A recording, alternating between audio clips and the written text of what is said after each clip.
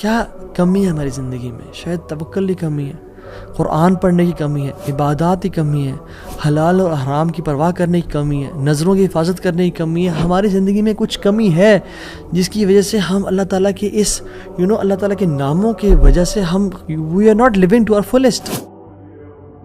ایک شخص اس کو 1000 دینار چاہیے تھے. وہ ایک شخص کے پاس گیا، اپنے جاننے والے کے پاس، اور کہا کہ مجھے 1000 دینار چاہیے. تو اس نے کہا کہ ٹھیک ہے میں تجھے دے دوں گا، بس تو ضامن ایک لے آ جو اس کی ضمانت دے اور گواہ لے آ، میں تمہیں دے دوں گا، مجھے پرابلم نہیں ہے.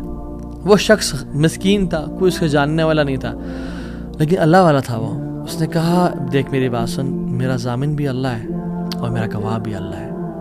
میں اللہ کو گواہ بنا کے کہہ رہا ہوں کہ میں تمہیں واپس کروں گا. اس کو اس بندے کی تقوی پہ یقین آیا اور اس نے کہا کہ چلو میں دے دیتا ہوں، یہ اللہ کو گواہ بنا رہا ہے، اتنا بڑا جھوٹا تو نہیں ہوگا. اس نے دے دیا. اس نے کہا میں تجھے اللہ کے اس نام پہ تجھ پہ میں ٹرسٹ کرتا ہوں. یہ شخص پیسے لے کے اس نے کاروبار کرنا تھا، یہ چلا گیا. یہ جب کشتی پہ بیٹھا، سوار ہوا، دوسری طرف اترا، اپنا کام شام کیا، واپس آیا. جو دن اور جو مقرر وقت آیا ہوا تھا، جب وہ کشتی پہ آیا واپس، ایک سمندر کے پار یہ شخص تھا، تو جو لاسٹ کشتی تھی وہ نکل گئی. یہ سر پکڑ کے بیٹھ گیا کہ میں نے تو آج وعدہ کیا تھا اور اللہ کو ضمانت دار بنایا تھا اور گواہ بنایا تھا. اب اگر میں آج اس تک مال نہیں پہنچاتا تو وہ کیا سوچے گا میرے بارے میں، اور اس کا تو ٹرسٹ اٹھ جائے گا، یعنی کہ میں نے اللہ کے نام پہ جھوٹ بولا اسے. تو آخری کشتی چلی گئی تھی. اس کے بعد تو کشتی نے اس دن جانا نہیں تھا. تو اس نے کیا کیا کہ یا اللہ میں نے تجھے ضمانت دار بنایا ہے اور تجھے میں نے گواہ بنایا ہے، تو تیرا کام ہے اس مال کو پہنچانا. اس نے ایک ووڈ لاگ لیا، اس میں سوراخ کیا، اس میں اس 1000 دینار، سبحان اللہ، 1 دینار از اے گولڈ کوائن. اور آپ ایک گولڈ کوائن کی آج آپ ورتھ لگا لیں، ان لیکس، ان ملینز. اس نے کیا کیا، اس کو اس ووڈ لاگ میں ڈالا، پرچی لکھی اور اس میں ڈال کے بسم اللہ پڑھ کے آگے بہا دیا. کیسا قادر ہے، کیسا قدیر ہے. اس نے اس ہواؤں کو رخ پھیر دیا اور وہ بندہ وہاں انتظار کر رہا تھا، اور اس کے بندے کے پاس وہ ووڈ لاگ پہنچا اور اس نے اس کو دیکھا. اس میں پرچی تھی اور پرچی نکالی اور اس کو کھول کے دیکھا کہ اس کے 1000 دینار تھے.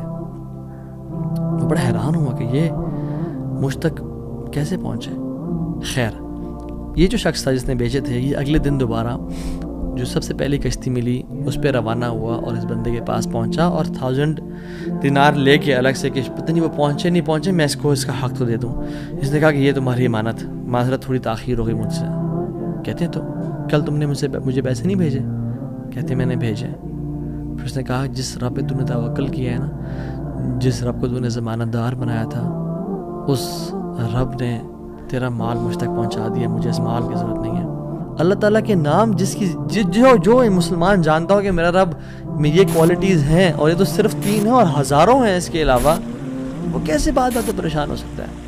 وہ کیسے انزائٹیز اور پریشانی سے گزر سکتا ہے؟ اس کو پتہ کہ میرا رب ہر چیز پر قادر ہے. قل هو القادر على ان يبعث عليكم عذابا من فوقكم، وہ قادر ہے کہ اس بات پہ کہ تم پہ عذاب لے آئے.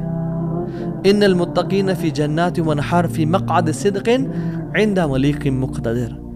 عند ملیک مقتدر، وہ مقتدر بھی ہے، وہ ہر چیز پر قادر ہے. تبارک الذی بیدہ الملک وهو علی کل شیء قدیر، وهو علی کل شیء قدیر. وہ قادر بھی ہے، قدیر بھی ہے، مقتدر بھی ہے. تو پریشانی کس بات کی ہے جب ہمارا رب ہے اور وہ ہر چیز کو کنٹرول کر سکتا ہے، اور ہم اگر اللہ والے بن جائیں تو پھر آپ یقین جانیں کوئی مسئلہ نہیں رہے گا.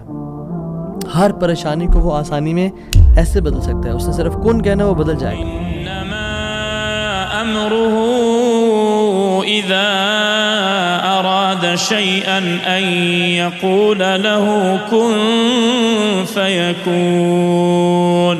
فسبحان الذي بيده ملكوت كل شيء وإليه ترجعون.